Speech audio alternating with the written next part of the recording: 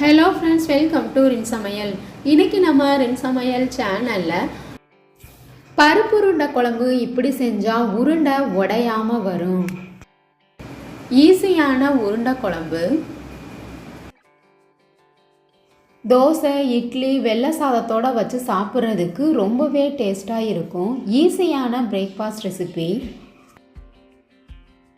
ரின் சமையல் சேனலை சப்ஸ்கிரைப் பண்ணிக்கோங்க. பக்கத்தில் இருக்க ஆல்ல வெள்ளைக்கான கிளிக் பண்ணி வச்சுக்கிட்டிங்கன்னா நான் போடுற வீடியோ உடனே உங்களுக்கு நோட்டிஃபிகேஷனில் வந்துடும்.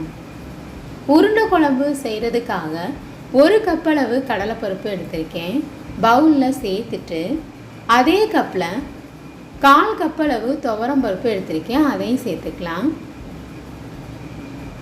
இந்த 2 பருப்பை வச்சு தான் நம்ம பருப்பு உருண்டை குழம்பு செய்ய போகிறோம். தண்ணி ஊற்றி நல்லா 2-3 தடவை அலசிட்டு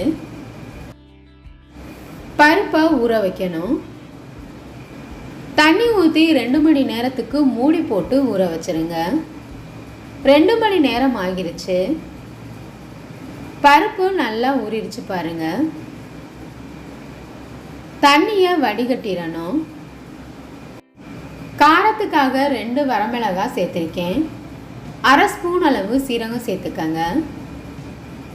இது கூட கொஞ்சமாக உப்பு சேர்த்துக்கணும்.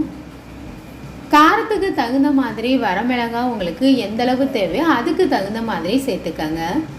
தண்ணி சேர்க்காம இது மாதிரி லைட்டாக கொரப்பாக அரைச்சிக்கணும். 1/4 ஸ்பூன் அளவு மஞ்சள் தூள் சேர்த்துக்கங்க. 10 சின்ன வெங்காயத்தை பொடிசாக கட் பண்ணி வச்சுருக்கேன். அதையும் சேர்த்துக்கணும். கொத்தமல்லி இலைகளை பொடிசாக கட் பண்ணிவிட்டு சேர்த்துக்கங்க. 1/4 ஸ்பூன் அளவு பெருங்காயத்தூள் சேர்த்துட்டு எல்லாத்தையும் நல்லா மிக்ஸ் பண்ணிக்கணும். சின்ன சின்ன உருண்டையாக உருட்டி எடுத்துக்கங்க.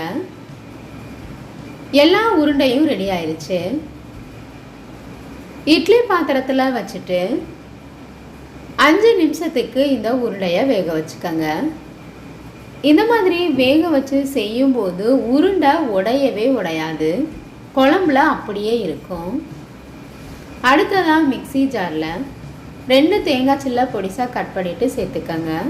1/2 ஸ்பூன் அளவு சோம்பு சேர்த்துட்டு நைஸாக அரைச்சி எடுத்துக்கணும். குழம்பு செய்கிறதுக்காக 3 ஸ்பூன் அளவு எண்ணெய் சேர்த்துக்கங்க.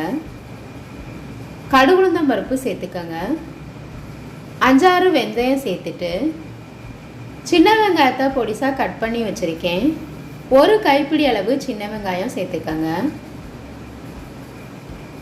10 பூண்டு பல்ல பொடிசாக கட் பண்ணி வச்சுருக்கேன். அதையும் சேர்த்துக்கணும். எண்ணெயிலேயே கண்ணாடி பதம் வர வரைக்கும் வதக்கி விட்டுக்கோங்க. அடுப்பை மீடியம் ஃப்ளேம்லேயே வச்சு வதக்கிக்கோங்க.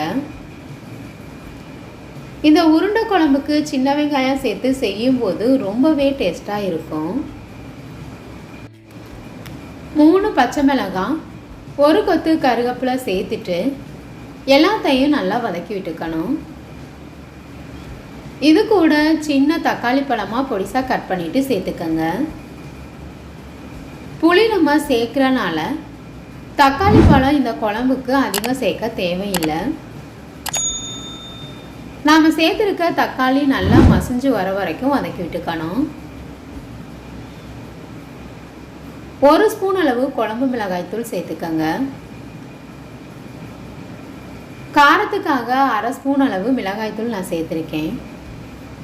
எந்த அளவு காரம் உங்களுக்கு அதிகமாக தேவையோ அதுக்கு தகுந்த மாதிரி கூடவோ குறைவோ சேர்த்துக்கங்க. மஞ்சள் தூள் 1/4 ஸ்பூன் அளவு சேர்த்துக்கணும்.